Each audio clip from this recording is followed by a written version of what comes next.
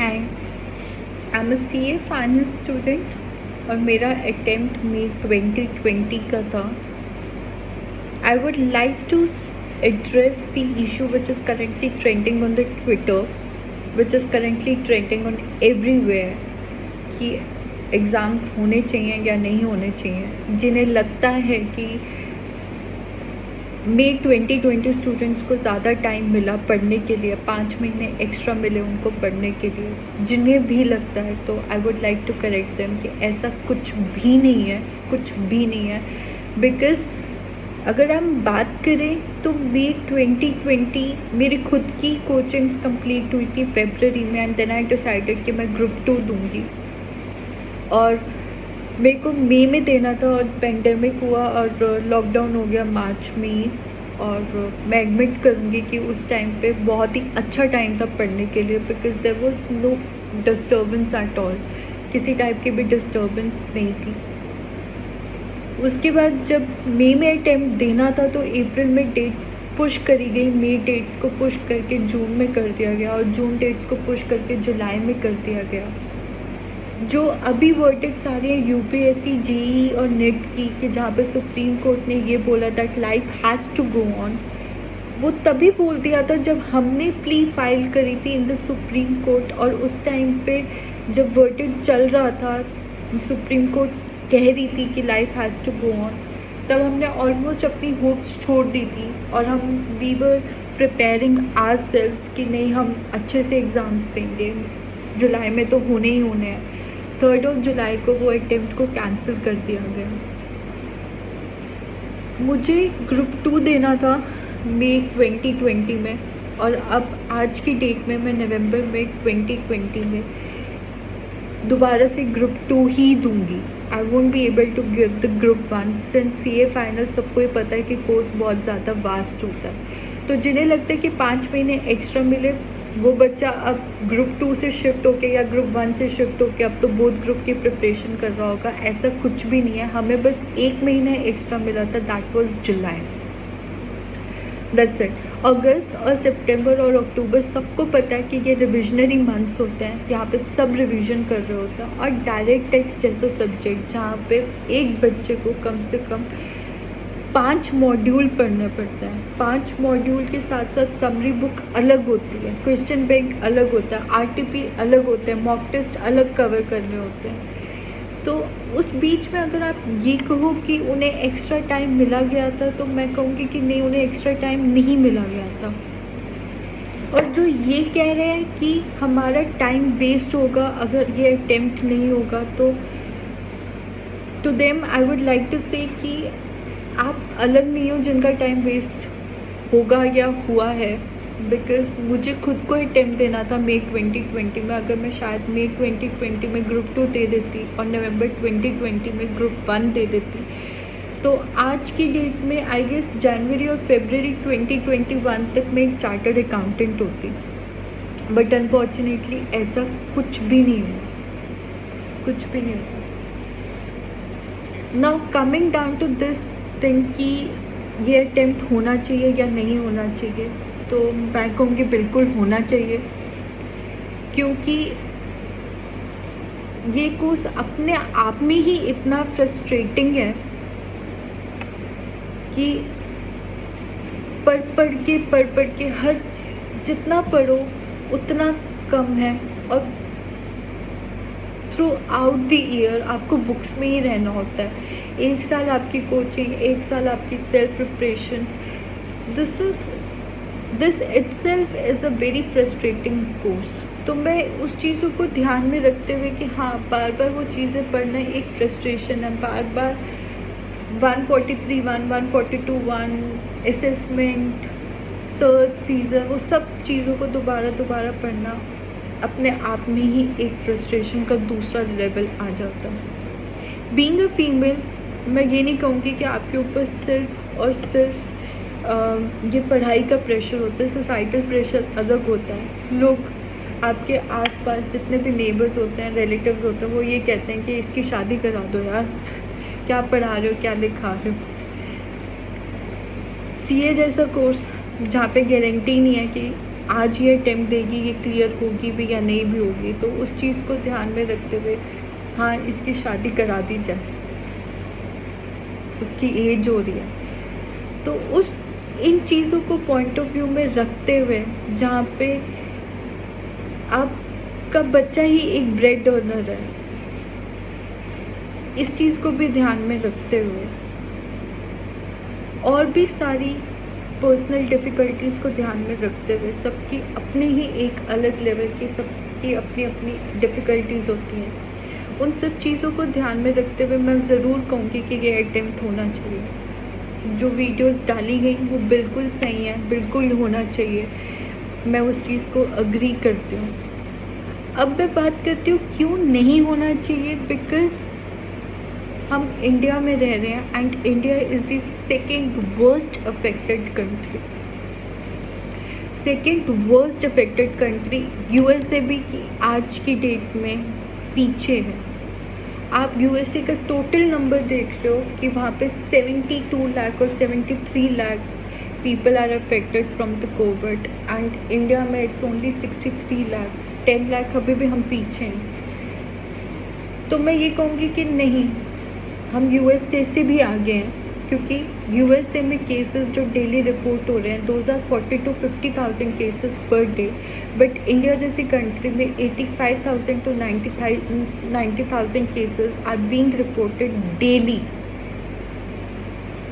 तो India naturally सारी country से इस वर्ल्ड में सबसे आगे है, और इस टाइम पे एग्ज़ाम्स को कंडक्ट करना,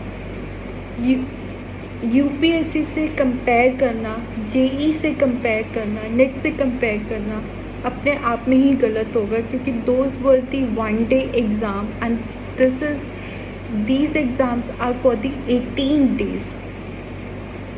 18 days में ये चीज़ को कंडक्ट करना is next to impossible thing. And secondly, जो लोग ये कह रहे हैं कि अब तो लॉकडाउन ऑलमोस्ट सभी चीज़ें ओपन है, सब चीज़ें खुल चुकी हैं, ट्रैवल रिस्ट्रिक्शंस कम हो चुके हैं, तो आई विल से कि ऐसा कुछ भी नहीं है कि आपकी ट्रैवल रिस्ट्रिक्शंस कम हो चुकी हैं, बिकॉज़ ऐसा हुआ ही नहीं है। मैंने खुद ट्रैवल किया है ऑटो रिक्शा में। I myself travelled in auto rickshaw where that auto rickshaw wala sanitized only that portion of the seat where I had to sit. उसने उस पूरी सीट को सैनिटाइज ही नहीं किया, and when I asked him to sanitize the complete seat, he said straight कि आपसे मैंने 70 रुपीज़ लेने और सैनिटाइज़र की बॉटल अराउंड 90 to 100 रुपीज़ की आती है। मैं पूरी सैनिटाइज़र की बॉटल अगर आपकी सीट को सैनिटाइज़ करने में लगा दूँगा तो मैं कमाऊँगा क्या और खाऊँगा क्या।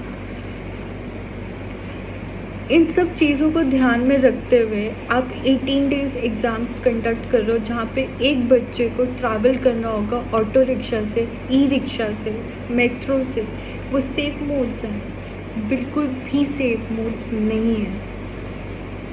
इस टाइम पे जब केसेस पीक पर हैं और इस टाइम पे उस ईगो या एडमेंट बिहेवियर को अपहोल्ड करके एग्ज़ाम्स कंडक्ट करना is not a fair thing at all. ये एग्ज़ाम्स अपने आप में ही बड़े हैं, बिकॉज़ आप मेंटली तो हरास होगे ही होगे, साथ में आप फिज़िकली भी हरास होगे। मेंटल हरासमेंट हमने तब भी फेस करी जब हमारा मई 2020 अटेम्प्ट को जून जुलाई तब में भी किया गया। आप अगर सही टाइम पे उसको पोस्टपोन कर देते, I would have been able to give the both groups this November only. जुलाई में आपने एंड में आके जब आपने हार मान ली कि नहीं अब तो पॉसिबल ही नहीं है, वी कांट डू दिस, तब आपने ये चीज़ को एक्सेप्ट करा। If you would have accepted this timely तो ऐसा कुछ होता ही नहीं। जो एक ग्रुप पे बैठे हुए हैं, जो एक ग्रुप 2 पे बैठे हुए हैं, वो आज दोनों ग्रुप दे रहे होते। ट्रैवल रिस्ट्रिक्शंस ओपन हो चुकी हैं, है नहीं, बट वो सेफ भी नहीं है ट्रैवल करने के लिए। So you can't say this कि लॉकडाउन खुल चुका है, केसेस बहुत पीक पे हैं और इस टाइम पे बाहर निकलना is not the safe thing at all, बिल्कुल भी नहीं। 18 days is a long span, it is not a one day exam. In exams में मेंटल हरासमेंट के साथ साथ फिज़िकल हरासमेंट भी होती है। आप खुद सोचो, अगर आप मेंटली ही ठीक नहीं हो तो फिज़िकली और बॉडी आपको कैसे सपोर्ट करेगी? कर ही नहीं पाएगी वो। मैंने जब अपने इंटरमीडिएट के एग्ज़ाम्स दिए थे तो उस टाइम पे by the time I came to that advanced accounting paper, मुझे माइल्ड फीवर था। उसके बाद मैंने ऑडिट का पेपर दिया, उसके बाद मैंने आईटी का पेपर दिया। मुझे उन तीनों पेपर में फ़ीवर था। अब क्योंकि मैं सीए फाइनल दे रही हूँ, जहाँ पे एक बच्चा 4 घंटे की नींद लेकर 5 घंटे की नींद लेकर अगले दिन पेपर देने जा रहा है, मेंटली ऑलरेडी वो फिनिश्ड है, बॉडी उसको सपोर्ट करेगी? ये तो बहुत ही ऑब्वियस है कि आपको उस टाइम पे फ़ीवर होगा ही होगा, कोल्ड कफ होगा ही होगा। Then what will you be going to do at that very point of time? कर ही नहीं सकते हो ना। जितनी भी फैकल्टीज़ थी जो मई 2020 में सपोर्ट कर रही थी, जो मई 2020 में बाहर निकल कर आके ओपनली बोल रही थी मेरे घर के बाजू कंटेनमेंट जोन है, आपको पेपर नहीं देना है तो मतलब नहीं देना, आप किसी भी हालत में पेपर नहीं दोगे। आज उनकी तरफ से एक भी स्टेटमेंट नहीं। Today you talk about that right of equality. I'll ask you only one question. Equality का मतलब होता है सबको साथ लेके चलना। What about the people who are in containment zone? Supreme court ने तो उन्हें डायरेक्टली बाहर ही कर दिया कि आप पेपर देने आ ही नहीं सकते हो। क्या उनका मन नहीं कर रहा होगा कि मुझे पेपर देना है? क्या वो नहीं सोच रहे होंगे कि हमारा टाइम वेस्ट हो रहा है, काश मेरे को ये डिज़ीज़ नहीं हुई होती, काश मेरा ये कंटेनमेंट जोन नहीं हुआ होता तो I would have given the papers. उनका क्या? वहाँ आपकी राइट टू इक्वालिटी डिफीट कर जाती है सर। वहाँ आपका राइट टू इक्वालिटी स्टैंड नहीं करता। जितने भी कोविड पेशेंट्स हैं जो अटेम्प्ट नहीं दे पाएंगे, जिनके मदर फादर को कोविड हुआ हुआ है या जिन्हें खुद को हुआ हुआ है, जो नहीं दे पाएंगे, उनका क्या?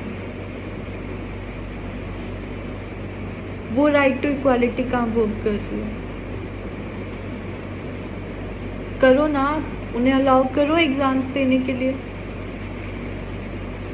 आप कहते हो कि उनके लिए ऑल्टरनेट डेट्स लाई जाएं, अगर वो ऑल्टरनेट डेट्स पे भी वो कंटेनमेंट जोन ही है, तब आप क्या करोगे? आप क्या थर्ड टाइम ऑल्टरनेट डेट्स को अनाउंस कर दोगे? ऐसा होगा ही नहीं, वो ऑल्टरनेट डेट्स अनाउंस नहीं होंगे। क्या फ़ायदा? यहाँ राइट टू इक्वालिटी डिफीट कर गया। आप 5 महीने एक्स्ट्रा बात करते हो क्या? आपने 5 महीने एक्स्ट्रा दिए थे एक बच्चे को पढ़ने के लिए। आप उस 5 महीने में you should have taken the steps to create that infrastructure of online examinations. You know this thing that there are major of the people who are sitting in containment zone. There are some people who are suffering from the COVID itself. Right to equality हमें सबको साथ लेके चलना है। You should have conducted that infrastructure instead of conducting this offline examinations. ये मेरे view point है। I'm not here to hurt anybody's sentiments. Last, I'll say this कि जितने भी CPA, CFA के इंस्टीट्यूट्स हैं, they have postponed their dates. We all know this, ये disease अपने आप में ही गंदी है। एक अपने से ही दूर भागी जा रहा है।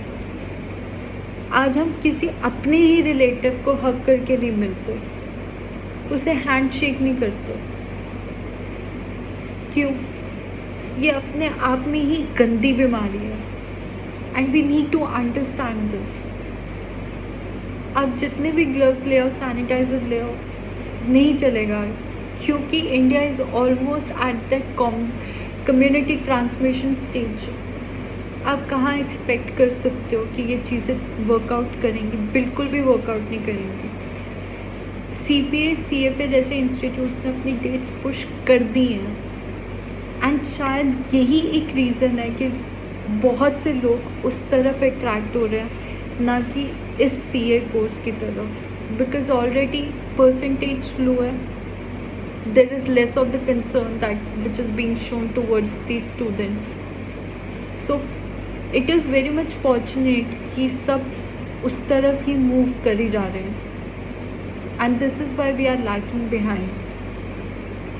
I'll urge to the institute to please come up with the infrastructure to conduct online examination and to postpone this attempt to December or January 2021, and please conduct the examinations on online basis. जितने भी लोग हैं ये सोच रहे हैं कि postpone हो रहा है हमारे लिए, तो ये बहुत दिक्कत वाली बात हो जाएगी। ऐसा कुछ भी नहीं है। आप अपना अटेम्प्ट लिखोगे, वो लिखो आप दिसंबर और जनवरी में, और जो मई स्टूडेंट्स हैं वो मई में लिखेंगे, और जो नवंबर है नवंबर में लिखेंगे। By this way you won't lose your attempt as well. That's it. I urge and I respect everybody's sentiments attached to it. This is my wish, this is my opinion. I hope that everything gets sorted out as soon as possible. Thank you.